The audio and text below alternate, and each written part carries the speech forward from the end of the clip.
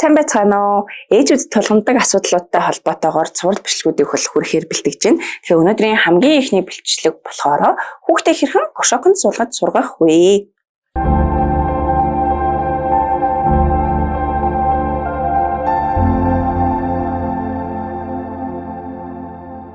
Ой хүрээгүй байхдаа сурцсан штэ. За магадгүй таны аав, жимээ, өвөө одоо хин нэгнийхэн зүгээс хамаатнуудын зүгээс ч юм уу хүүе одоо хүртэл хүүхд сургаагүй байхдаа яа тийм ингээд иймэрхүү үгсүүдийг бол хэлэх магадлал маш өндөр байдаг. Тэгэхээр хизээнээс яг хүүхдээ гошооконд суулгаж сурах юм бэ? Тэгэд эдгээр үгсүүдийг сонсоод ээжүүд маань хүүхдээ гошооконд суулгах гэж бол одоо эрчимтэйгээр бол үздэг.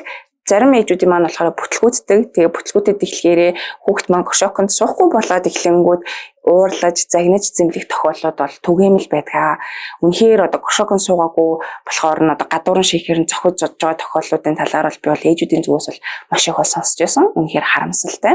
Тэгэхээр хэдүүлээ ийм байдлыг үүсэхгүй тул одоо би танаар цэгцтэйгээр эхнээс нь тайлбарлаад явчаа гэсэн үг.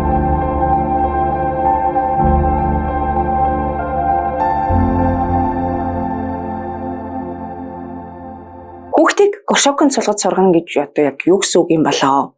Жишээ нь хүүхэд хизээ шээх баах цагийг нь тооцоолоод гошоог араас нь барьж гүгээд эсвэл гошоокон дээр аваачиж суулгах нь хүүхэд маань гошооконд сурлаа гэж үзэх үү? Эсвэл хүүхдээ гошооконд суугаарай гэд араас нь гуйгаад гүөхийг хэлэх үү? Тэгэхээр айл аж тохиолдол биш байгаа. Ихэвчлэн ой хүрээгүй хүүхдээ одоо гошооконд сургасан гэж хэлж байгаа тохиолдлууд маань яадаг вэ гэхээр хүүхдийнхаа хизээ бааж ших цагийг тооцоолоод тэгээд төхүүлж хагаад гошоокон дээр сулгачдаг гэсэн. Тухайн одоо насны ой хүрээгүй хүүхд маань алхаж чадахгүй учраас нөгөө гошоокносоо босоо явж чадахгүй. Тийм учраас хүүхд маань суухаас өөр аргагүй байдал үүсчдэг. Жохон ой гараад алхдаг болоод эхлэхээрээ тэр хүүхдүүд маань эрт суулгасан хүүхдүүд маань нөгөө гошоокондоо буцаад суухаа болох тохиолдлууд бол их үүсдэг. Тийм учраас хэдүүлээ хамгийн түрүүнд яг гошооконд суулгаж сургана гэдэг нь яг юу юм бэ гэдгийг тодорхойлчих гэсэн. Тэгэхээр энэ нь хүүхэд өөрөө шемээр байгаа, баамаар байгаагаа мэдрээд, анзаараад тэгээд хөтөвчөн дээр очиод суугаад суусныхаа дараагаар одоо хүндрэх ч юм уу бицсхийг бол хэлж байгаа гэсэн. Тэгэхээр хүүхэд гошоокон дээр сууж сурахын тулд хүүхэд өөрийнхөө шээс хагч булчингаа удирдах чаддаг болох хэрэгтэй. 6 сартаагаас хойш бол ашиглаж бол эхэлдэг. Гэхдээ зөвхөн сонирхлын үднээс тэрийг хийж үздэг гэсэн. За хэрвээ өөрөө өмдөө тайлж чадахгүй бол ээжээсээ ч юм уу ааваас ч юм уу хин нэгнээс өмдөө тайлмаар байна эсвэл шээмээр байна гэдгээс ойлгуулж тайлбарладаг байх бас чадвартай байх хэрэгтэй.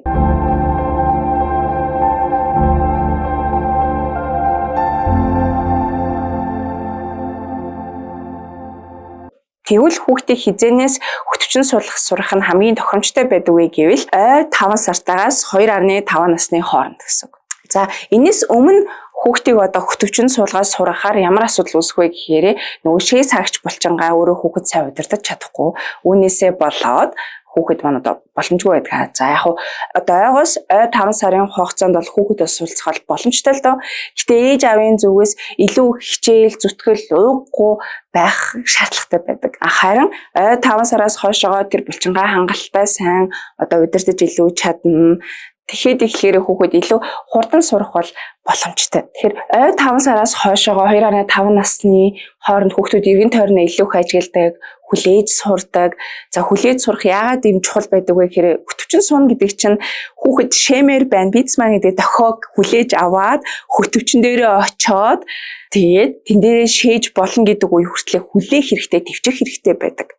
Тэгэхээр хүүхэд маань энэ үедээ хүлээж илүү сурдаг. 2.5 наснаас яагаад тохиромжгүй байгаа гэвэл хүүхэд маань илүү зөрүүлж, эсэргүүцэж бол эхэлдэг. Одоо нөгөө хямралын үеэсээ 3 насны хямралаасаа болоод тийм учраас тайл болох ой 5 сараас энэ 2.5 насны хооронд сурах юм бол танд илүү хялбар, хүүхэд ч бас илүү хялбар байх болно.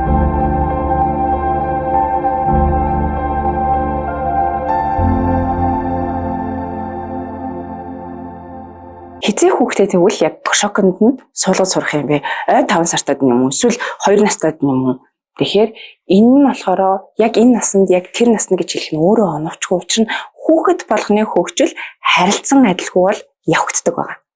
За тэгэхээр тодорхой шийдвэр тэмдгүүдээр та харин за манай хүүхэд одоо гошооконд суухад бэлэн болжээ гэдгийг бол ажиглаж анзаарах бол боломжтой. За тэгвэл шийдвэр тэмдгүүдээс нь эхнээс нь хэлье. Хүүхэд таны ярьж байгаа зүйлсийг ойлгодгүй. Хүүхэд маань нойтон бохир зүйлс байхаар тухгүй байгаагаа илэрхийлдэггүй. Одоо хоол идээд ингэрлүүгөө жоох ингээл ус асгаж масгаж штэ. Тэгэхээр уйлаал дургуцлаа яг юм илэрхийлж гин үү. За сайн алхаж судгүй. Хүүхэд маань хөтөвчн сууж сурахын тулд сайн алхдаг суудаг байх бол хэрэгтэй. Хүүхэд хамгийн багадаа 2 цаг хуурай байдгүй. За эсвэл одоо өдрийн унталтын үеэр хүүхэд маань хуурай байдгүй. Хүүхэд юу хүсэж байгаагаа илэрхийлж чаддгүй. Хамгийн наазах нь хүүхэд маань шимээр байгаа бийц мараагаа илэрхийлдэг байх шаардлагатай. Одоо хүүхэд ус ууя, ингия, тгийа гэдгээ хэлж чадахгүй ч гэсэн тэрийг илэрхийлээ танд ойлгуулж чадчихвэл хөтөвчөнд суух болохоо эсвэл бийцэх болохоо л танд ойлгуулж бас чадна гэсэн үг. Бас нэг юм чухал шинж тэмдэг байгаа. Ганцаараа ингээд баах болохоор ганцаараа өрөөнд ороод баадаг ч юм уу эсвэл одоо нуугдж буруу жишээ харж агаад баах ч юм уу энэ нас айгүй чухал шинж тэмдэг байгаа. Дахиад нэмэлт шинж тэмдгүүд нь гэвэл хүүхэд өмдөө тайлж чаддгүй. Яг тэгвэл гошокон цохонд бол хүүхэд өөрөө өмдөө тайлж чаддаг байх нь бол хэрэгтэй байдаг. Хэдийгээр өмдөө тайлж чадахгүй ч гэсэн гошокон дээр сууж чадахгүй гэсэн үг бол биш ээ. Зүгээр нэмэлт одоо тийм шинж тэмдгүүдийн нэг л гэсэн үг. Түрүүн хэлсэн шинж тэмдгүүд маань ингээд хүүхэдтэнд байгаа бол таны хүүхэд одоо гошокон сууж сурахад бол бэлэн болсон байна.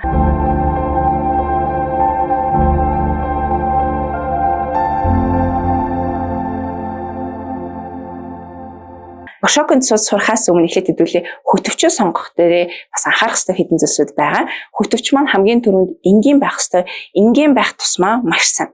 Ээж аваадын зүгээс одоо хөтөвчөндөө дуу муу гардаг ч юм уу тий ийм гоё мой ингээд анхаарлын татах тийм гошок авчих юм бол хүүхэд маань илүү удаан сууна гэж үздэг. Хүүхэд маань гошокон дээр удаан суух шаардлагагүй. Гошокон дээр ерөөсө тоглохгүй сууж их явцдаа. Гошок бол тоглодог газар бол биш ээ гэдгийг бид нар хамгийн түрүүнд хүүхдүүдэд ойлгуул. Хөтөвчөнд сууж сурах болоогүй байх үед нь хүүхдээ хөтөвч ингээ авдаг. Хүүхэд маань ингээ гошокондоо дасчиг гэдэг байдлаар бол ингээ хардаг. Заримдаа бүр тэр гошокон дотор ингээ нэг тоглоом хийгээл юм хийгээл гаргаад ингэж тоглоулдаг. Зарим нь ингээ малгай дээр болгож өмсөөл байнгут ингээ өргөжлүүлээд тоглоулаад бол байдгаа. Тэгэхээр үгүй. Өөрчил тэрийг бол бэлдэх шаардлагагүй. Яг хөтөвчөнд сууж сурах болохоор л хүүхдээ хөтөвчтэй одоо харилцах боломжийг олохорой гэж хэлмээр. Та хүүхдэд хоолны ширээ сандал ингээ авч өглөө. Хүүхэд маань хараа дасаг гээл одоо юу гэдэг дасчих гэдэг байдлаар ханддаг шүү дээ. Хүүхэд хоолны ширээн дээр суух болоо та хүүхдээ аваачаад суулгалаа шууд суулгаад яаж ашиглахыг нь зааж өгдөг. Яг үнтэй адилхан гошокыг ч гэсэн ингээд суулгаад зааж өгнө л гэсэн үг. Хүүхэд яг хөтөвчөн сууж байгаа үед тэр тусмаа хөтөвчөө гошоко яг л нэг газар тайлуулах байршуулаарай. Тэр газраа л яг байдаг. Хүүхэд тэгэхээр нөгөө шээх болохоор тэн дээр очиод гялсч шийддэг. Тэгвэл энэ тэнд ингээд гошок маань байрлаад эхлэхээр хүүхдийн хувьд нөгөө шээх болохоор шээсээ твчих гэж нэлээ хэцүү байгаа. Тэгээд хөтөвчөө хайж яваад цаг алж байхад аль хэдийн одоо бицэх эрсдэлтэй байдаг. Тийм болохоор гэрт нь яг л нэг газараа хөтөвчөө гошоко байршуулаарай гэж хэлмээр байна. Тэгэх юм бол хүүхэд маань хайх гэж одоо цаг бол өрөхгүй байгаа.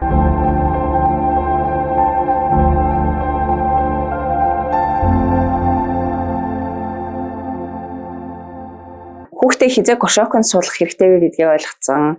За ямар гошок сонгох вэ гэдгийг хэдүүлээ сонгоцсон юм чи одоо хүүхдээ гошоконд суулгахаас өмнө хэдүүлэнгийнх нь авах хэвээр нэг анхаарах хэвээр нэг арга хэмжээнүүд байгаа. Тэр нь сэтгэл зүйн бэлтгэл. За сэтгэл зүйн бэлтгэл яаж хийж авах гэхээр хүүхэд маань гошок гэдэг зүйлийг ерөөсөө ингээ мэдэхгүй тэрийг яаж ашиглах ёстой гэдэг ойлголт огтосож байхгүй. Тэгэхээр бүгдээрээ хамгийн түрүүнд хүүхдэд гошокыг яаж ашиглах юм бэ? Тэр гошоконд суулгаад өөрөөс нь юу хүсэж байгаа юм бэ гэдгээ ойлгох нь чухал байна. Үүний тулд та юу хийж болох вэ гэвэл таны эргэн тойронд одоо ойролцоо насны гошокыг сайн ашиглаж чаддаг хүүхэд байх юм бол гошокыг яаж ашиглаж байгааг харуулчих болно. Харуулжвал хүүхэд маань маш хурдан тэрийг хүлээгээд аваад сурчдаг. А заримдаа ингээд тоглоомыг ч юм ингээд гошокон дээр ингээд суулгах тэнгуү тэр гошок тэр тоглоомч ингээд бицэхгүй шүү дээ. Тэгэхээр хүүхэд маань яг юу хүсэж байгааг бас ойлгож чадахгүй гэсэн. Тийм болохоор аль болох ийм ойролцоо насны хүүхдүүд байх юм бол гошокыг ашиглаж чаддаг. Тэр хүүхдүүдийг яаж гошок ашиглаж байгааг харуулчих юм бол хүүхэд маш хурдан өөрөөс нь юу хүсэж байгааг ойлгочихж байгаа учраас тэрийг дагаад хийгээд бол сурчдаг байгаа. За хэрвээ ойролцоо насны ах эгч ингээд байхгүй хамаатан цадангууд ингээд байхгүй байх юм бол та зургууд харуулж олно. Гошокоор нэгсэнд бол амьсгал нь гошокон дээр юу хийдгийг, яагаад ингээд гошокон дээр сууж байгаа ингээд зургуудыг харуулна. Богинохон хүүхдүүдийг бас харуулчих болно. Гошокыг хэрхэн ашиглаж байгаа. Ингэснээрээ хүүхдэд гошокыг яаж ашиглаж болох вэ? Өөрөөс нь тэр гошокон дээр суухаар юу хүсэж байгаа вэ гэдгийг хүүхэд маань хараад сурчдаг. Тийм болохоор энэ зүйлсийг та кошоконд суулгаж сурахаас өмнө ингээд хэрэгжүүлээд тэгээд дараа нь кошоконд бол суулгаж эхлээрэй гэж бол зөвлөмөр байна. Тийм бол илүү хэлбэр байдаг шүү.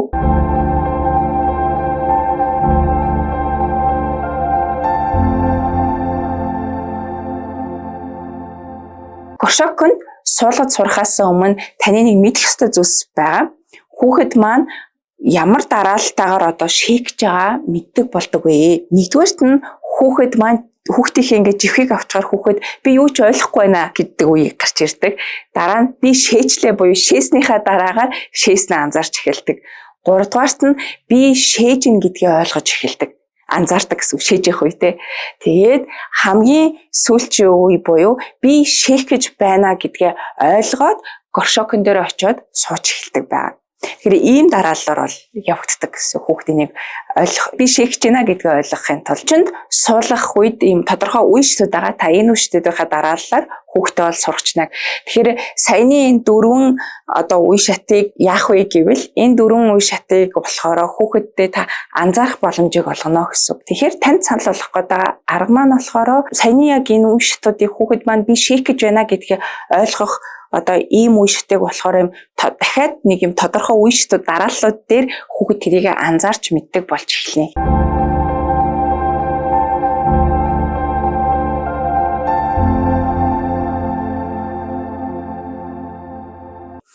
За ямар үе шатгаар тэгвэл хүүхдээ бид нар одоо кошокон дээрээ суулгаж сурах юм бэ гэхээр нэгдүгээрт нь нүцгэн байлгана.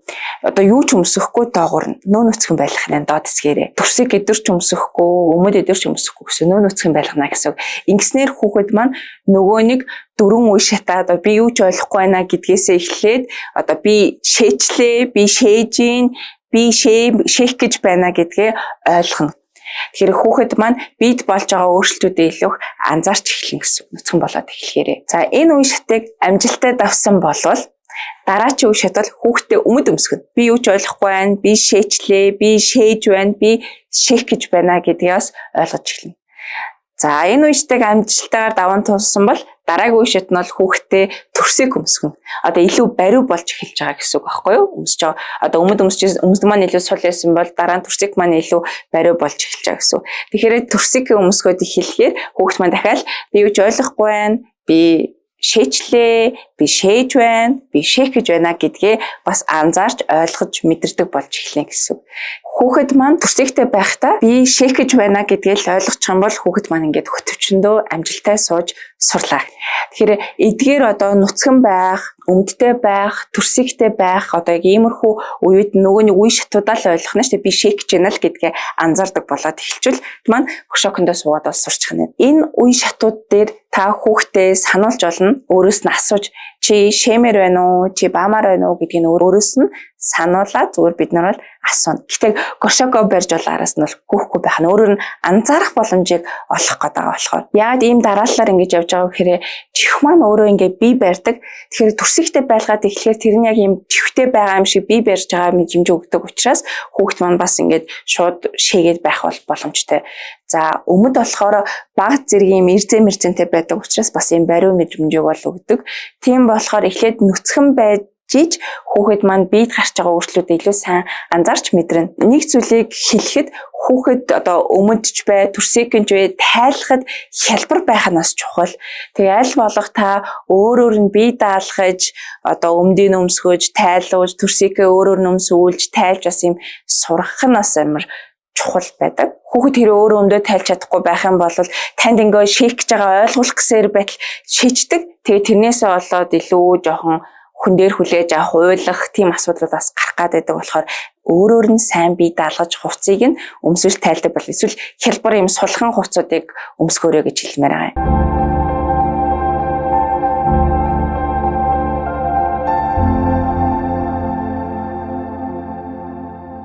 Тэгвэл одоо энийг яг яаж хэрэгжүүлэх юм бэ гэдгийг бас юм зөвлөмжийг хэлмээр байна. Ихэд юм танд бол хоёр одоо арга зам бол байгаа гэсэн. Нэг нь болохоор аажмаар сулгаж сургана. А нэг нь болохоор шууд өдөр шөнөжөнгөө кошокон дээр сулгана. За аажмаар гэдэг нь болохоор жишээлбэл хүүхэд маань нөгөө нүцгэн байх үе шат нь болохоор одоо өглөөс ирээд өдрийн унтал хүртлээ ингээд нуцхан байгаад тэгээд өдрийн унталтаасаа хойшоогоо болохоор буцаад нөгөө чихээ өмсөд ингээ явах юм уу ингээд өдрөөр ажмаар та энэ хугацаагаа нэмэгдүүлнэ гэсэн. Эхний ээлжинд 1 цаг байна гэдэг ч юм ингээд ажмаар нэмэгдүүлээд бол явж болно гэсэн. Эсвэл та хүүхдээ өдөр шөнөжөнгөө нуцхан байлгаад нөгөө нуцхан байгаад дараа нь өмд өмсгөөд нөгөө үе шат болгоныхаа дагуу бас ингээд суулгаад бол сурахчиж бас болно. Тэгэхээр та хүүхдээ айгуу сайн ажиглаарай, анзаараарай. Хүүхэд нь хэр тухтай, за хамгийн гол нь танд тэр нь хэр тухтай байна. Хүүхэд маань гадуур нэлээд их шээх болно, газар идэр шээх болно. Тэгэхээр тэр болны та арчид цэвэрлэх болно. Та үндээс бэлтгэлтэй байна уу? Хэрэг та нэлээд им стресстэй бүхэнд гад ингээ байх юм бол эхний ээлжинд ажмаар хүүхдээ бас сургаарай гэж зөвлөмөр. Хөтөвчөнд яг суулгах явцад анхаарахсай зүйлсүүд байгаа. Хүүхдийг яг юм давсган дүүрсэн байгаа үед аль болох гошокон дээр та эхлээд суулгаарай гэж хэлмээр байна. Харин давсган дүүрэн биш байгаа үед нь та зүгээр санал олгож асуунаа л гэсэн. Тэгэхгүй болвол байн гараас нь зайлуу шийгэрээ гэхээр хүүхэд маань илүү эсэргүүцэх, дургуутсах, гошокондо дургу болох эрсдлүүд бол үүсдэг. Тиймээс та зээ хүүхэд илүү их давсган дүүрж байгаа гэдэг юм шээсний хэмнэлийг хөтлөөд би танд энэ бичлэгийн доор оруулчих. Тэр шээсний хэмнэлийг та хөтлөөд ихлэхээрээ анзаардаг болчин. За миний охин чинь энэ үеүдтэй илүү ингээд бицдэг юм биш үү? Одоо ингээд давсган дүүрж байгаа юм байна. Одоо ингээд хүндрэх цаг нь болж байгаа юм байна гэдгээ анзаардаг болоод эхлээд танд бас хөтөвчөн дээр суулгахад хялбар болчихно.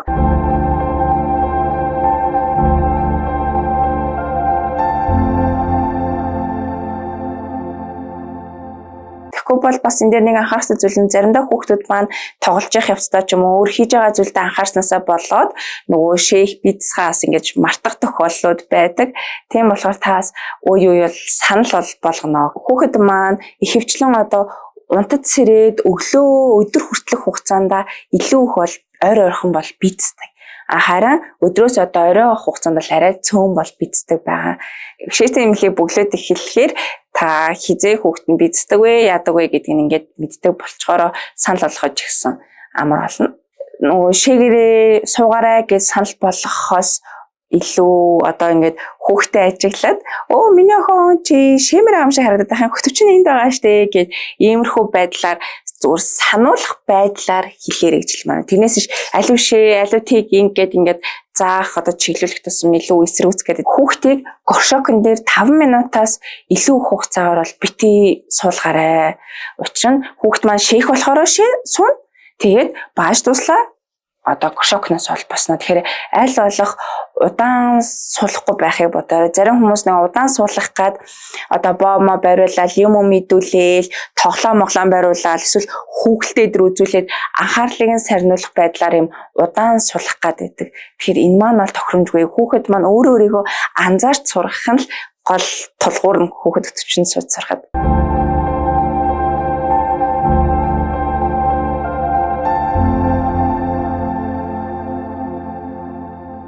Хүүхдээ та яг юм гошокон дээр яг суулгах үедээ болохоор хүүхдээ айгуу сайн ажиглаарай. Гинтхэн ингээд өөрчлөгддөг. Тэ илүү хавчгнаад эхлэх ч юм уу, нөгөө хөдөлгөөнтэй байсан хүүхэд маань тайван болж ирж байгаа ч юм уу. Ингээд ямар өөрчлөлт гарч байгаа гэдгийг та айгуу сайн ажиглаж байгаарай. Тэгээд тэр үед нь бол газ очоод гошокон дээр суулгачна. Энд чинь дөнгөж эхлээд сурж байгаа учраас таны оролцоо бол маш их байна. Та өөрөө хөтлөж давуулаад хөтөвчөн дээр суулгацдаг ч юм уу. Эхлээд таага бол гартаа удирдлагыг бол авах нь. Тэр өмдөд талж чадахгүй бол таны оролцоос илүү их байх болно. Тэгэхээр шээгч байгаа, баахч байгаа гэдэг аргыг нь бас зааж өөрөө танд яаж илэрхийлж болох вэ гэдгийг нь одоо юу гэдгийг гэж хэлдэг ч юм уу. Одоо юу гэж хэлвэл одоо та ойлгохын хүүхдээс сурахад илүү хялбар байх вэ гэдгээс бодолцоорой.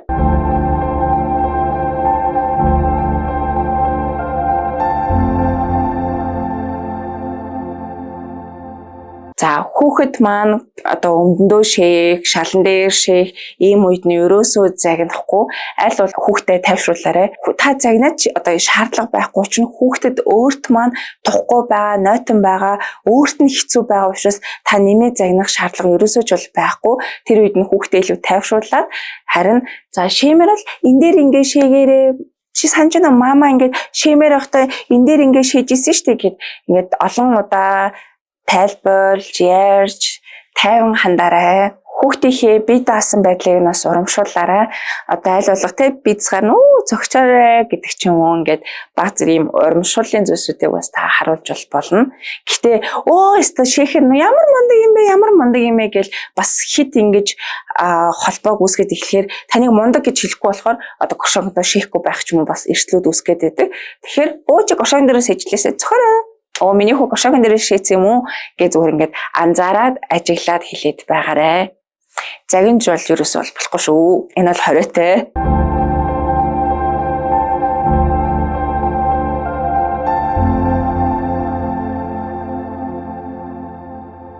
Аль болох өдөртөө илүү их сайн ус уулгаад орой бага ус уулгахыг бол бодоорой. Учир нь хүүхэд хэрэг орой ус уух гээд ингээ байх юм бол та юм том саваар дүүрэн ус санал болохгүй жижигхэн юм одоо хундаг ч юм уу жижигхэн юм аяг саванд ус хийгээд санал болгоод байгаарай гэсэн хүүхдээ. Тэгэхээр жижиг хэмжээтэй одоо аягаар ч юм жижиг хэмжээтэй юмар ингээд ус уухаар хүүхэд маань усыг уучж байгаа болохоор бас юм аман цангах мэдрэмж нь бол багасж эхэлдэг болохоор арай бага ус уух магталтай. Тэгэхээр өдрийн турш усыг ойрхон маш сайн санал болгож байгаарай. Тэгэх юм бол шөндөө бол арай бага ус уудаг. Тэгэхээр хүүхдээ тайм сургаж их явцдаа аль болох юм нөгөө даавнууд бэлдээрээ тэгээ хүүхдийнхээ унтж байгаа хэсэг дээр жилгтэй чихүүдийг бас тавьчих болно. Хүүхэд маань шүншээх юм бол уйлаад сэрж магадгүй нойтон тохгүй байгаа болохоор тэгэхээр та нойрмог байгаа хүүхэд нойрмог байгаа учраас илүү их стресс их магадaltaй учраас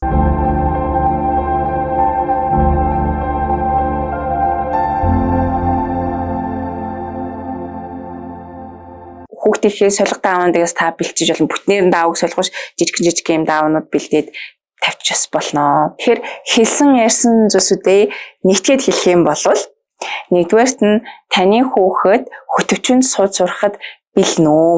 Энийг та тодорхойлох хэрэгтэй. Шинж тэмдгүүд нь байна уу? За таны хүүхэд бэлэн боллоо. Бүх шинж тэмдгүүд нь байна. Гэвэл дараач алхам буюу хөтөвчөө сонгоод тэгээ сэтгэл зүйн бэлтгэлийн хүүхдээ одоо хөтөвчөнд суулгаж сурахаас өмнө одоо яаж хөтөвчийг гошокыг ашиглах вэ гэдгийг нь харуулж зааж өгнө гэсэн үг. 2-3 өдрийн өмнөөс та хэрэгжүүлж бол эхэлнэ. Суулгах болохоор бол хөтөвчөө худалдаж авах нь байна.